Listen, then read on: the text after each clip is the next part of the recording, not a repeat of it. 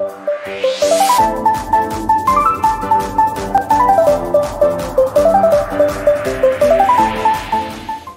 kita berdoa. Bapa Surgawi, Bapa kami yang baik, kami datang kepadamu pada saat ini. Kami buka hati kami untuk mendengarkan firman Tuhan. Berfirmanlah kepada kami ya Bapa, terangi hati kami dengan Roh-Mu yang kudus dan pikiran kami ya Tuhan, supaya kami dapat konsentrasi dan benar-benar dapat mendengarkan suara-Mu, bahkan dapat melakukannya dalam kehidupan kami tiap-tiap hari. Berfirmanlah Tuhan, kami siap mendengar. Di dalam nama Tuhan Yesus Kristus kami berdoa. Haleluya. Amin. Silakan duduk. Salam. Salam. Puji nama Tuhan. Bapak Ibu saudara dikasih Tuhan, hari ini khotbah saya judulnya jangan khawatir. Baik saudara-saudara dikasih Tuhan, kekhawatiran itu merupakan sebuah penyakit ya. Oke. Kenapa saya katakan penyakit? Karena kekhawatiran bisa menyebabkan berbagai macam penyakit yang muncul dalam kehidupan kita. Ya, di sepanjang hidup kita pastilah kita sering mengalami kekhawatiran. Ya, pasti kita sering mengalami atau pernah mengalami kekhawatiran. Selama kita hidup tidak mungkin kita gak khawatir, ya kan? Apa saja yang membuat kita khawatir? Kita khawatir akan masa depan. Kenapa hilang? Jangan diganggu dong. Ya. Saya nggak konsen kalau diganggu. Ya. Khawatir akan masa depan. Ya, apa yang akan terjadi di hari depan kita khawatir. Kita khawatir akan pekerjaan. Kita khawatir akan jodoh. Macam-macam kekhawatiran. Ya. Orang tua memikirkan jodoh anak-anaknya, dia khawatir. Ya. Kita juga khawatir besok makan apa, dan lain-lain akan terjadi dalam kehidupan kita. Ya kan? Hari ini apa kata Yesus tentang kekhawatiran? Kita akan belajar dari Matius pasal 6 ayat 25 sampai ayat yang ke-34. Mari kita membaca bersama-sama Matius pasal 6 ayat 25 sampai ayat yang ke-34. Baik, kita buka bersama-sama Matius pasal 6 ayat 25 sampai ayat ke-34. Kita baca bersama-sama.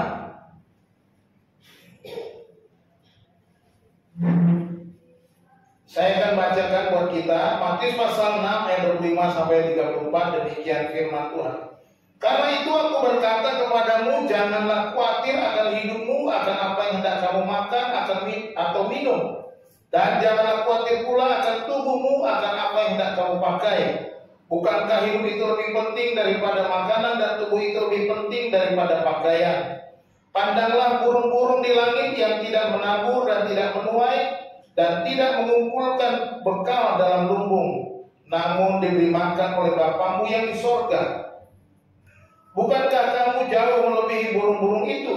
Siapakah di antara kamu yang karena kekhawatirannya dapat menambahkan sehasta saja pada jalan hidupnya?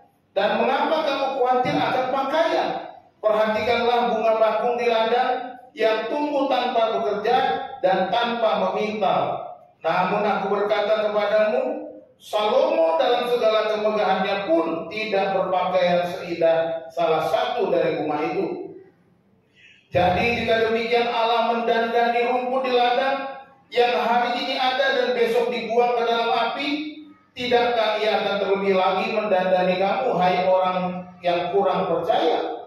Sebab itu janganlah kamu khawatir dan berkata, apakah yang akan kami makan, apakah yang akan kami minum, apakah yang akan kami pakai? Semua itu dicari bangsa-bangsa yang tidak mengenal Allah. Akan tetapi Bapamu yang di surga tahu bahwa kamu memerlukan semuanya itu. Tetapi carilah dahulu kerajaan Allah dan kebenarannya, maka semuanya itu akan ditambahkan kepadamu. Sebab itu janganlah kamu khawatir akan hari besok, karena hari besok mempunyai kesusahannya sendiri. Kesusahan sehari cukuplah untuk sehari. Puji nama Tuhan.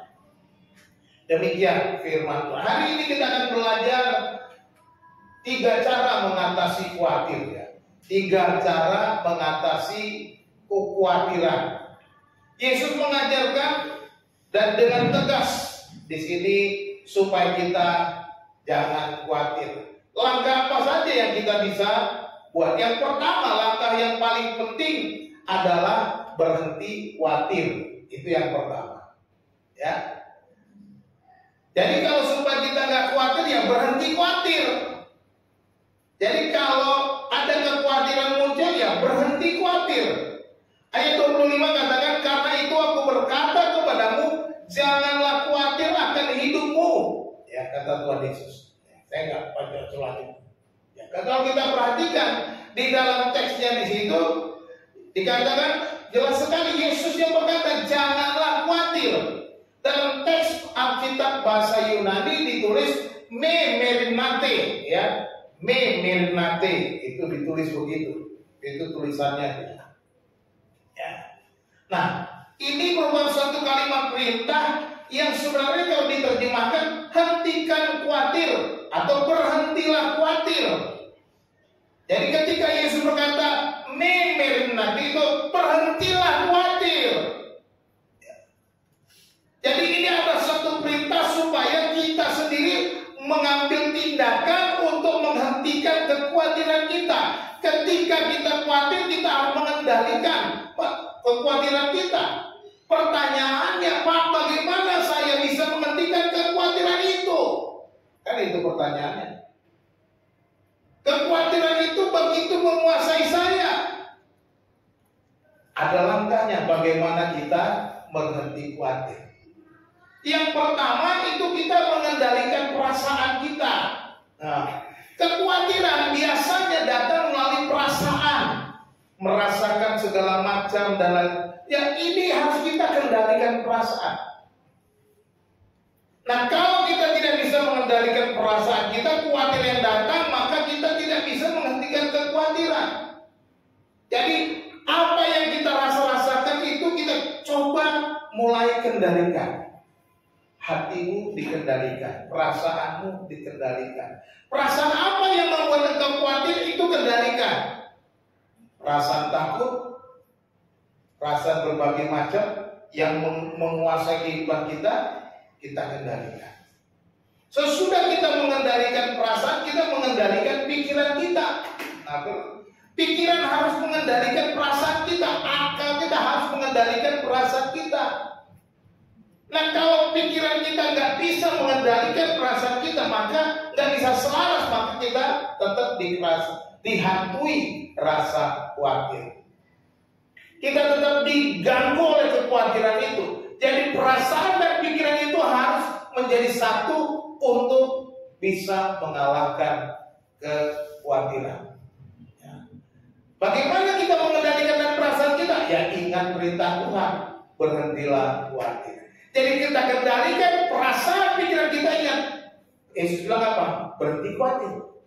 Yesus berkata berhentilah khawatir. Maka dengan demikian, oh saya mau mengikuti kata Tuhan, berhenti khawatir. Saya nggak mau khawatir. Saya nggak mau bagaimana kekhawatiran ini nggak mau mengendalikan saya, menguasai saya untuk menguasai seluruh hidup saya.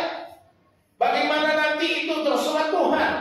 Bagaimana Tuhan tolong saja, karena Tuhan sudah berkata berhentilah khawatir. Karena dikatakan di sini janganlah kamu khawatir, janganlah khawatir akan hidupmu, akan apa yang hendak kamu makan atau minum, dan janganlah khawatir pada tubuhmu akan apa yang hendak kamu pakai. Bukankah hidup itu lebih penting daripada makanan dan tubuh itu lebih penting daripada pakaian? Yesus sendiri berkata, ingat baik-baik. Hidupmu itu lebih penting dari semua makanan. Tubuhmu itu lebih penting daripada pakaian. Artinya segala sesuatu, sandang, pangan, papan, itu bukan yang terpenting di dalam hidupmu, kata Tuhan. Engkau harus ingat yang terpenting bahwa ada, yaitu hidupmu sendiri. Tubuhmu itu lebih penting daripada segala segala yang kamu khawatirkan itu. Nah, jadi kita harus mengendalikan dengan ingat firman Tuhan. Pikiran kita, perasaan kita dikendalikan oleh firman Tuhan.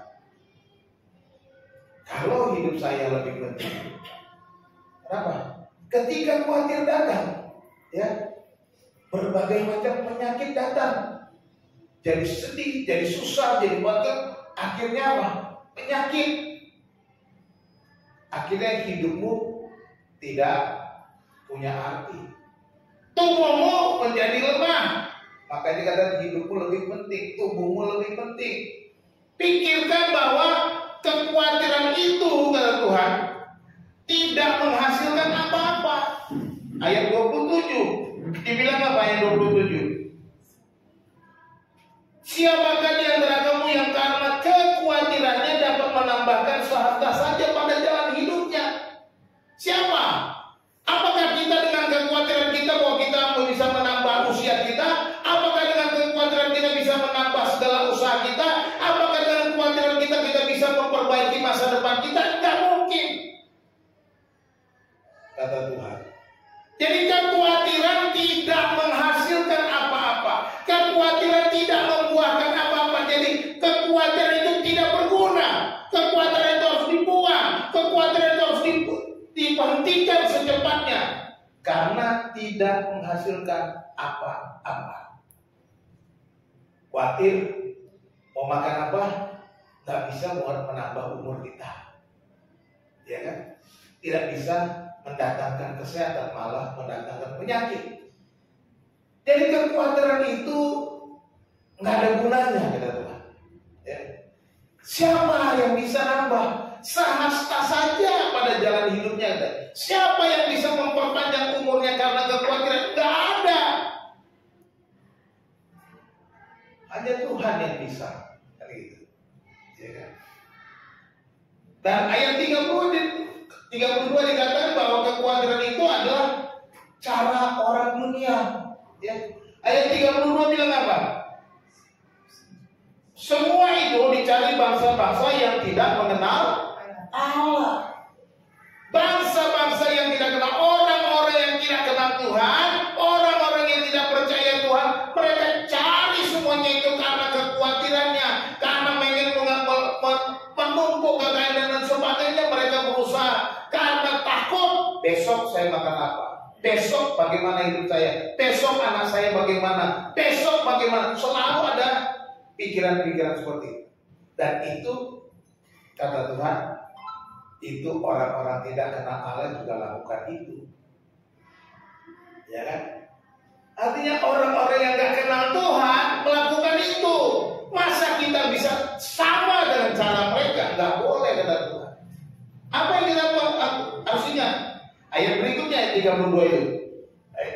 Akan tetapi Bapamu yang di sorga tahu bahwa kamu memerlukan semuanya itu. Jadi kita lihat sini bahwa Allah yang memelihara. Jadi di sini perbedaan antara orang dunia dengan orang percaya, antara orang yang belum kenal Tuhan dengan orang yang kenal Tuhan. Orang yang di dalam Tuhan harusnya meyakini pemeliharaan Tuhan. Dikatakan oleh Yesus, Bapamu yang di sorga tahu bahwa kamu memerlukan semuanya itu. Jadi nggak usah khawatir, ya, nggak usah khawatir, nggak usah khawatir apa yang terjadi hari esok. Ya, ada lagu ku tak tahu kan hari esok, namun langkahku tetap. Kenapa? Karena tahu bahwa Tuhan yang pelihara.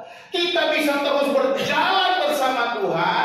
Kita bisa terus mengisi hari-hari kita. Kita bisa terus berjalan menghadapi masa depan. Karena kita tahu bahwa Tuhan yang memelihara. Karena Tuhan yang menyediakan. Bapamu yang di sorga, katanya, tahu. Bapa sorgawi kita tahu bahwa dia tahu bahwa kita perlu makan. Dia tahu bahwa kita perlu minum. Dia tahu bahwa kita perlu pakai makan. Dia akan sediakan. Ya. Jadi berhentilah khawatir. Berhenti, kata Tuhan. Jangan terus menerus khawatir. Jangan berkhawatir yang menguasai hidupmu. Ini yang Yesus. Hentikan khawatirmu. Hentikan itu sebab apa? Nggak bisa nambah apa-apa. Itu gaya orang dunia. Kamu beda. Kamu dipelihara oleh Tuhan. Ini yang harus kita. Jadi dengan mengingat ini maka kita bisa menghentikan kekhawatiran. Jadi ketika khawatir muncul, ingat, wah Tuhan yang pelihara. Sabar. Waktu Tuhan pasti yang terbaik. Jadi kalau ada khawatir, istri bilang begini-gini, rasa khawatir, sabar, Tuhan pelihara. Suami bilang begini, kok dia khawatir, sabar, Tuhan pelihara. Jadi ini yang harus kita ingat. Dengan demikian maka kita bisa menghentikan kekhawatiran kita, karena kita orang yang beriman. Artinya dengan kata lain, kita harus hidup dengan iman. Karena firman Tuhan berkata orang benar akan hidup oleh iman. Kita hidup ini bukan karena melihat, tapi karena percaya. Ya. Bukan karena melihat apa yang sudah tersedia baru kita percaya. Kita hidup karena percaya. Karena iman adalah dasar dari segala sesuatu yang kita harapkan dan bukti dari segala sesuatu yang tidak kita lihat. Itu kata firman Tuhan. Ibrani 11 ayat 1. Jadi kita harus hidup dengan iman. Orang percaya berbeda karena dia hidup dengan imannya. Iman kepada Allah Sang Pemelihara, iman kepada Allah yang menyediakan apa yang dia perlukan, iman bahwa Tuhan tahu apa yang menjadi kebutuhan hidup. Berhentilah khawatir. Kalau hari ini ada kekhawatiran, firman Tuhan katakan, hentikan khawatir. Kalau hari ini kau masih khawatir, besok bagaimana? Wah, kok hari ini usahaku kurang baik, bagaimana nih? Makan apa besok? Gak usah khawatir. Ya, kita harus berhenti khawatir. Yang kedua, Yesus ajarkan, kita harus belajar dari alam. Dia kasih contoh luar biasa. Ayat 26. Ya. Pandanglah burung-burung di langit yang tidak menabur dan tidak menuai dan tidak mengumpulkan bekal dalam lumbung, namun diberi makan oleh Bapa-Mu yang di sorga. Bukankah kamu jauh melebihi burung-burung itu, kata Tuhan. Saudara, Yesus berkata, kamu jauh melebihi burung-burung itu. Ayat 28, 28. Dan mengapa kamu khawatir akan pakaian? Perhatikanlah bunga batuk di ladang yang tumbuh tanpa bekerja dan tanpa meminta. Kita disuruh perhatikan bunga batuk, bunga-bunga di ladang, bunga batuk. Namun aku berkata kepadamu, Salomo dalam segala kemegahannya pun tidak berpakaian seindah salah satu dari bunga itu. Jadi jika demikian, Allah mendandati rumput di ladang yang hari ini ada dan besok dibongkar dalam api, tidakkah Ia akan terlebih lagi mendandati kamu, hai orang yang kurang percaya? Jadi kalau kita khawatir, dikatakan sama dengan orang yang tidak percaya, kurang percaya, kurang beriman. Jadi kita belajarlah dari alam. Perhatikan burung-burung, ya. Perhatikan burung-burung di langit, perhatikan bunga bakung di ladang. Semuanya Tuhan pelihara. Burung-burung tidak menabur, tidak boleh. Dia bisa makan. Bunga-bunga di padang dihiasi, Tuhan kata bunga-burung itu sebentar lagi juga akan dibakar. Tapi Tuhan begitu memperhatikan. Terlebih lagi kamu. Apalagi dikatakan kamu melebihi burung-burung. Salomo aja tidak berpakaian lebih indah dari bunga itu, katanya.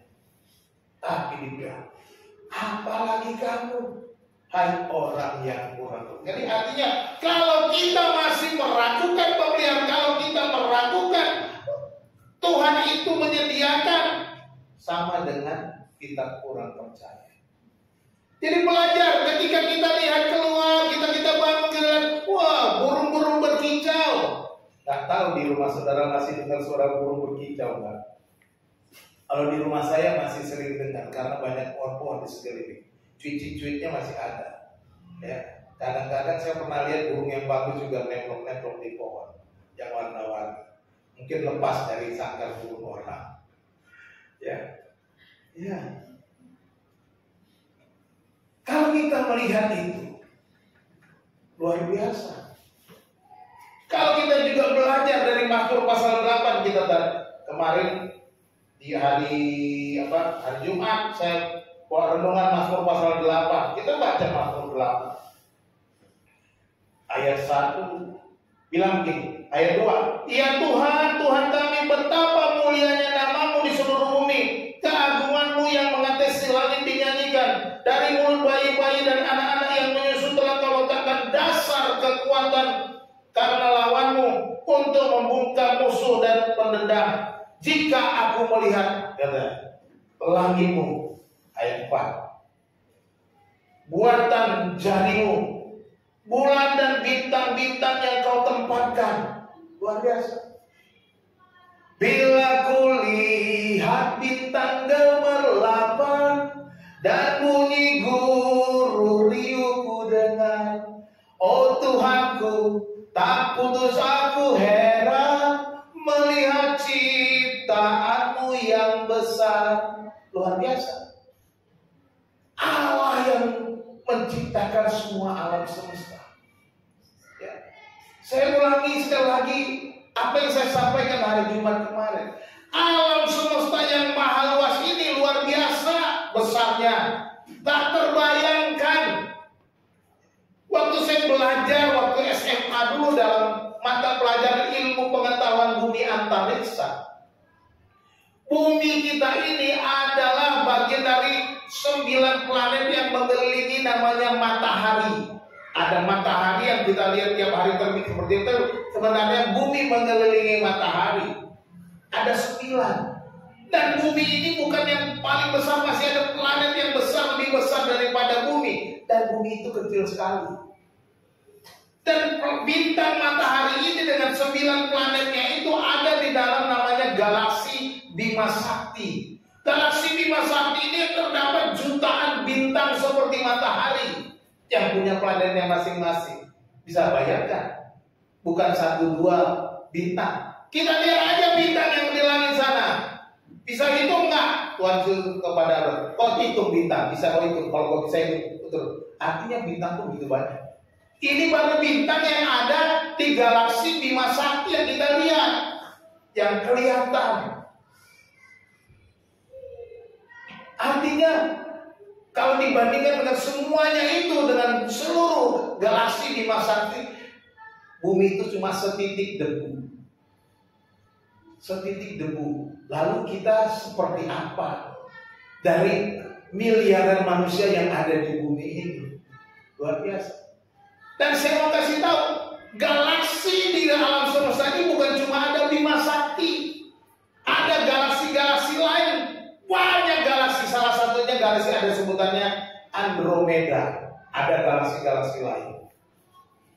Bayangkan galaksi Bima Sakti yang begitu luas dengan galaksi-galaksi lain yang luar biasa luas. Kita diperhatikan. Allah kita memperhatikan, memelihara hidup kita. Allah kita menjaga kita. Kita lihat, belajar lihat di sana. Seperti Mazmur bilang, kulihat langit buatan tanganmu, bintang-bintang bulan yang Kau ciptakan. Apakah manusia, dikatakan begitu? Apakah manusia sehingga engkau mengingatnya? Apakah anak manusia sehingga engkau mengindahkannya?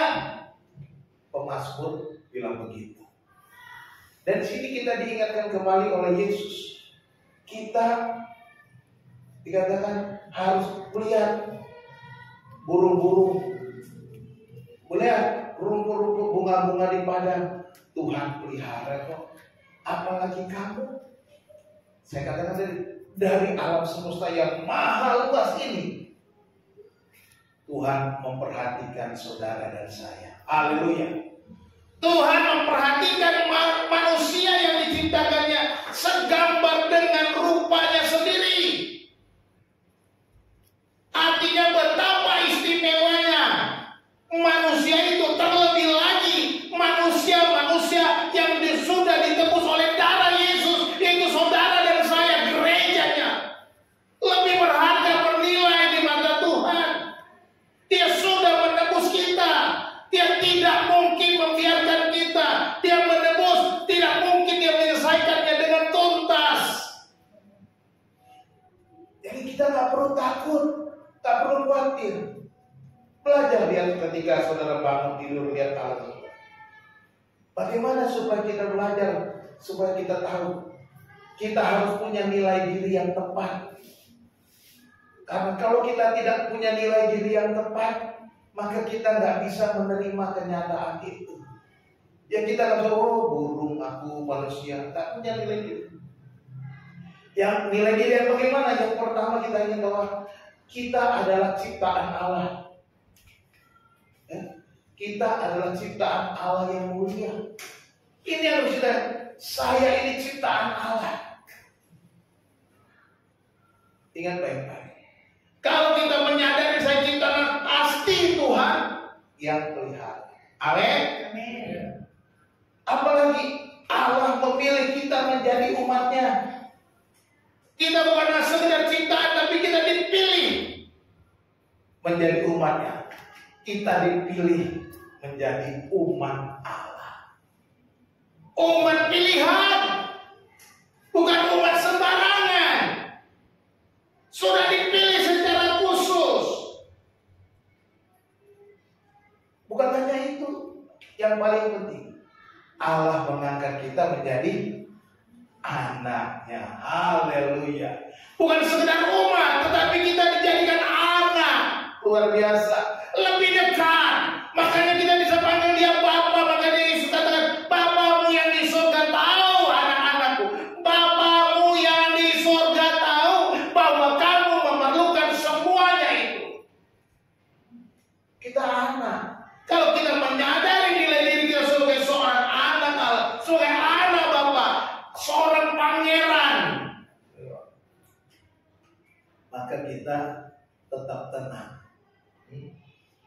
Saya mau katakan, orang-orang yang beruntung yang lahir di dalam keluarga kerajaan itu, mereka orang yang tenang. Karena apa? Semua sudah beres. Orang-orang di kerajaan mau apa tinggal sebut. Dan kira-kira kita. Demikian juga kita anak-anak kerajaan Allah. Amin. Mau apa tinggal sebut. Minta sama Tuhan. Tuhan akan menyediakan sesuai apa yang kita butuhkan. Makanya kadang Tuhan tahu, Bapamu sudah tahu bahwa kamu memerlukannya, membutuhkannya. Makanya kita punya nilai diri yang benar. Sadari itu, menjadi anak Allah itu penting. Menjadi bahwa saya anak raja, saya anak Allah, saya warga kerajaan Allah, saya umat Allah, maka saya akan tenang. Karena apa? Bapa saya adalah penguasa seluruh alam semesta. Bapa saya adalah pencipta dan penguasa segala-galanya. Baginya kemuliaan selama-lamanya, maka saya akan terpelihara.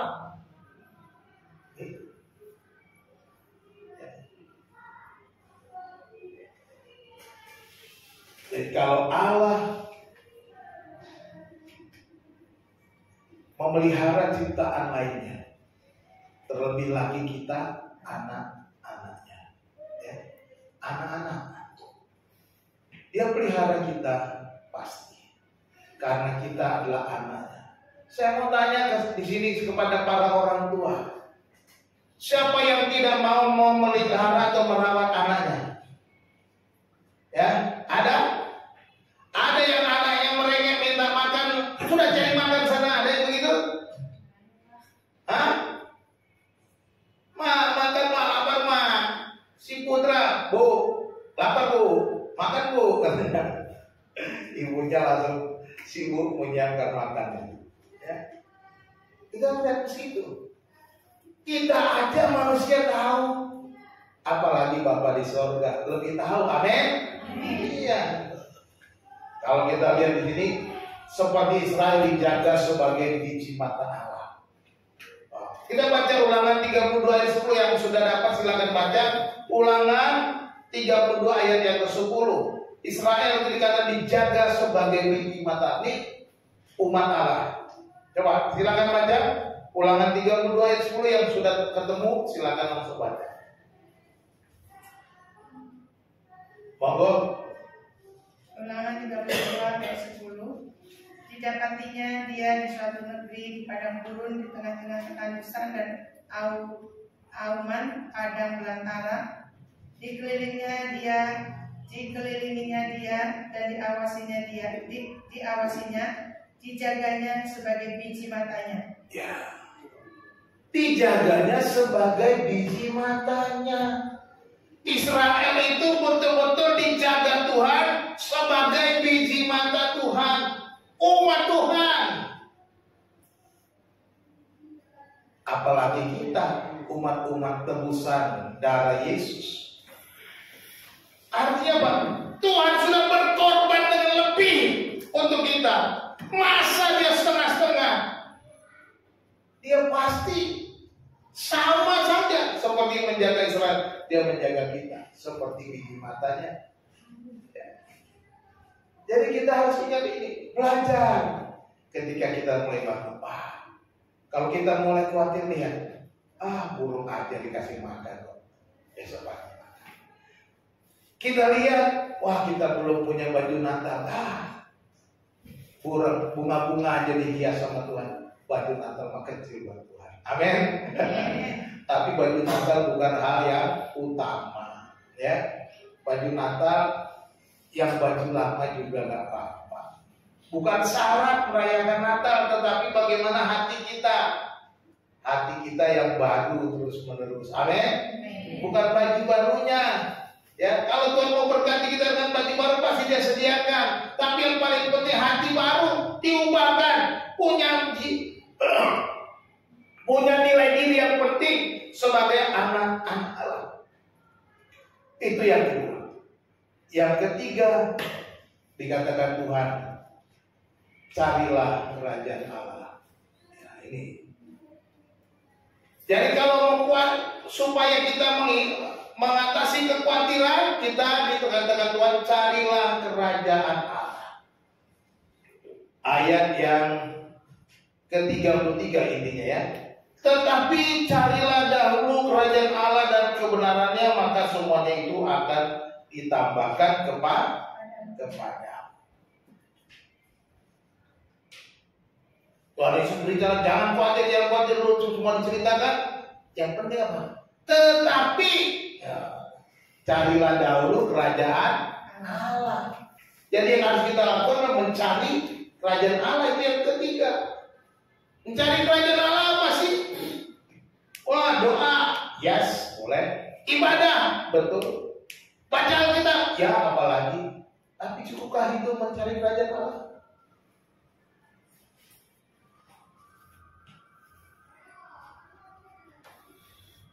Kita harus benar-benar mengerti seperti apa mencari kerajaan Allah.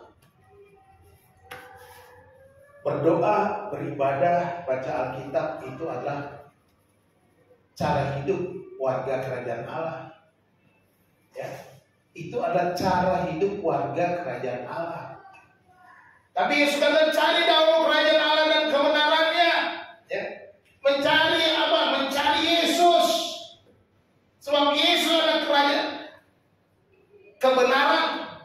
Yesus kata ketika dia berbicara kepada orang-orang di Israel, umat Israel, kata kerajaan Allah, bertobatlah sebab kerajaan Allah sudah dekat.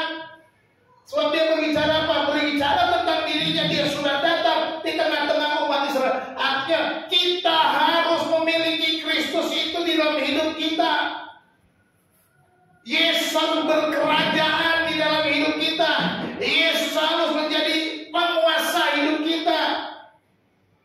Jadi kalau kita khawatir, biarkan Yesus yang memerintah hidup kita, yang mengendalikan kita. Yesus yang menjadi raja kita. Kalau dia jadi raja, berarti dia yang berkuasa. Ya. Jadi tidak cukup dengan kita doa. Ini adalah doa, ibadah, baca Al-Quran, gaya hidup, cara hidup yang harus kita lakukan. Tapi apakah kita sudah memiliki Kristus? Apakah Kristus itu benar-benar menjadi raja atas hidup kita? Apakah Kristus memerintah dalam hidup kita? Maka miliki Yesus di dalam hidupmu yang pertama. Ya. Miliki dulu dia. Pak, saya sudah punya Yesus dalam hidup saya. Puji Tuhan. Yang selanjutnya kita harus lakukan, biarlah Yesus berkerajaan di hidup. Apakah Yesus berkerajaan atau dia menjadi budakmu? Seringkali orang Kristen jadikan Yesus itu budaknya.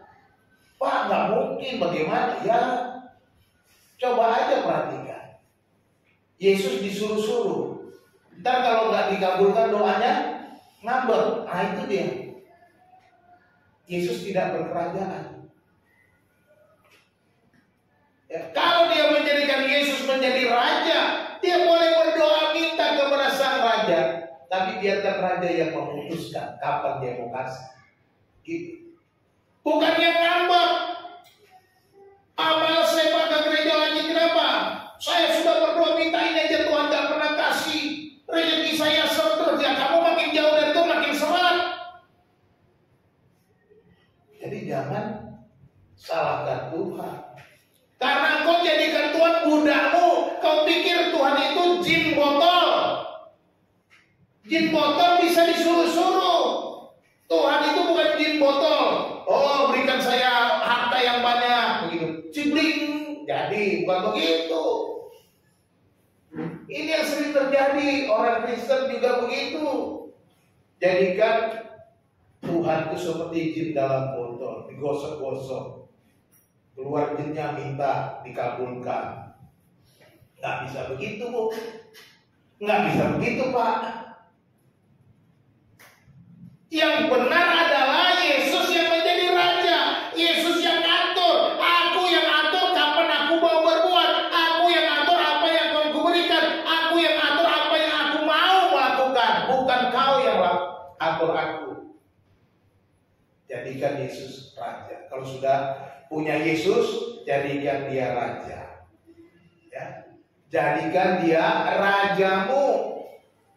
Jangan jadikan dia jomosmu. Kamu tuh jomosnya Tuhan, budaknya Tuhan kita. Saya, saudara, budaknya Tuhan. Kita harus melakukan apa yang Tuhan mau. Tuhan perintah begini, ya lakukan. Tapi seringkali kita malah mau perintah Tuhan. Maunya Tuhan ikuti cara kita, maunya kita melakukan. Tuhan itu mau mengikuti keinginan-keinginan kita semuanya. Dengan mengancam-ngancam Tuhan. Tuhan, kalau Tuhan gak kasih, saya gak mau lagi ke gereja. Ngancam. Karena yang terserah kamu. Emang yang rugi siapa? Gitu. Ya kan? Jadi gak usah ngancam Tuhan. Kalau ada yang pernah ngancam Tuhan, bertobatlah. Ya, bertobatlah. Jadi kita mau benar-benar jadikan Tuhan itu raja. Yesus itu raja. Jadi itu yang. Dan yang ketiga, kita harus hidup dengan cara hidup anak-anak kerajaan. Ya, ini dia. Hiduplah sebagai seorang anak raja, anak-anak kerajaan. Seperti apa sih anak-anak kerajaan? Ya bagaimana saudara menyatakan ke raja saudara? Kalau saudara hidupnya jelek, oh itu anak raja. Katanya berarti saudara menjelekkan nama rajamu. Kalau engkau masih korupsi, masih nyopet, masih membunuh, masih berzina, masih berbuat dosa, sama saja dengan membuat rajamu malu. Anak-anak kerajaan harus tunjukkan memuliakan Tuhan, membesarkan Tuhan, jadi berkat. Ini yang harus kita ingat. Kita harus jadi berkat, itulah panggilan kita. Bahwa kita ada sampai hari ini bukan hanya untuk diri kita, tetapi supaya kita menjadi berkat bagi orang di sekitar kita. Jadi jangan kita berpikir bahwa hidup kita hanya untuk diri kita sendiri. Jadi hiduplah dengan cara hidup anak-anak kerajaan. Jadilah berkat. Anak-anak kerajaan itu dipanggil untuk memberkati. Anak-anak kerajaan itu dipanggil untuk menjadi saksi. Anak-anak kerajaan itu untuk membagikan kasih Allah kepada dunia ini. Anak-anak kerajaan itu harus menyatakan kemuliaan Allah. Jadi jangan khawatir, karena engkau anak raja. Jangan khawatir kalau Yesus yang memerintah, ya. Yesus yang menjadi rajamu, maka jangan khawatir. Maka pastilah Tuhan menyediakan. Dijanjikan oleh Yesus, dikatakan dalam ayat yang ke-33, maka semuanya itu akan ditambahkan kepadamu. Semuanya itu, kata Tuhan, akan ditambahkan. Semuanya apa? Hal makanan, hal minuman, hal pakaian akan ditambahkan kepadamu. Kalau kita jadikan Yesus itu raja, ya, maka kita akan punya gaya hidup ini. Anak-anak kerajaan tadi. Doa jangan lupa, ibadah jangan lupa, baca Alkitab jangan lupa. Kalau kita nggak suka salah satu dari sini, saya pertanyakan, anak raja nggak? Hidupnya dengan cara anak kerajaan nggak, atau yang mau cara hidup dunia? Anak-anak kerajaan jadi gaya hidupnya ini doa, ibadah, baca Alkitab. Harus ada dalam hidup. Itu harus tiga-tiganya lengkap. Bukan dua saja cukuplah, Pak. Saya doa dan baca Alkitab, ibadah enggak. Saya mau doa dan ibadah, baca Alkitab enggak. Saya mau ibadah dan baca Alkitab, doa enggak. Gimana ya enggak doa? Baca Alkitab enggak doa, mau ibadah orang berdoa dia enggak berdoa. Jelalatan melihatin siapa yang lagi berdoa, difotoin yang lagi berdoa. Tak gitu. Ya. Nggak bisa, jadi tiga-tiganya jadi harus ada. Anak-anak kerajaan ini. Maka semuanya akan ditambahkan, kata Tuhan. Ingat baik-baik, semuanya itu bukan setengah-setengah, bukan sebagian. Tuhan akan tambahkan. Dikatakan apa? Ditambahkan, bukan diberikan. Artinya apa? Kau sudah ada, karena kau sudah Tuhan bilang. Kau diberi makan oleh Tuhan, kau diberi pakaian oleh Tuhan, kau diberi minum oleh Tuhan. Nanti juga Tuhan tambahkan. Artinya besok ada lagi, besok ada lagi, lusa ada lagi, minggu depan ada, bulan depan, tahun depan ada lagi. Sekalipun dibilang 2023 krisis global, Tuhan bilang apa? Tenang, jangan khawatir, pasti ada, ditambahkan lagi. Yang sudah kita terima, Tuhan tambahkan, amin. Amin. Iya. Jadi, tapi ingat. Maka dikatakan ayat 34 ada peringatan. Ayat 34, sebab itu janganlah kamu khawatir akan hari besok, kata Tuhan. Jangan khawatir 2023, karena hari besok mempunyai kesusahannya sendiri. Kesusahan sehari cukuplah untuk sehari. Jadi kalau kamu khawatir untuk hari besok, kamu kurang kerjaan, kata Tuhan. Gak usah khawatir, hari ini aja udah khawatir kok. Jadi kita harus berhenti khawatir untuk hari ini. Gak usah pikirin hari besok bagaimana, apakah saudara masih makan atau tidak. Gak usah pikirin. Emang hari besok ada? Saya mau tanya, hari besok ada apa enggak? Nggak ada hari besok. Kita tuh adanya tuh hari ini doang. Betul nggak? Hari besok nggak ada. Hari ini, besok kalau ada, hari ini juga. Kalau besok saudara masuk hari Senin, oh hari ini, hari Senin kan? Hari ini, hari Minggu, hari besok belum ada, nggak ada itu. Kan kita nggak tahu. Siapa tahu Tuhan datang siang ini, berarti besok nggak jadi. Semuanya selesai, kan gitu. Jadi hari besok itu nggak ada. Yang ada adalah hari ini. Jadi, Saudara-saudara dikasih Tuhan, jadi jangan takut, jangan khawatir. Segala sesuatu Tuhan sudah sediakan. Ya, jangan khawatir. Kesusahan sehari cukuplah untuk sehari dikatakan Tuhan. Nggak perlu pikirkan kesusahan hari besok. Nggak perlu dipikirkan kesusahan masa depan. Bahwa yang belum terjadi kok dipikir-pikir, ya kan? Saudara boleh punya rencana, boleh, tapi nggak usah khawatir. Makanya Tuhan bilang apa? Kalau kamu membuat sesuatu, jikalau Tuhan menghendaki, nah itu dalam kitab Yakobus. Kami akan berbuat, besok kami akan pergi ke kota ini, ke kota anu, dan kami akan berbuat ini dan berbuat itu. Jikalau Tuhan kehendaki. Kalau Tuhan tidak kehendaki, besok nggak ada, ya nggak ada. Kalau Tuhan panggil kita hari ini, ya sudah, besok nggak ada. Makanya nggak usah dipikirkan. Kesusahan sehari cukuplah untuk sehari. Hari esok punya kesusahannya sendiri. Jadi nikmati saja.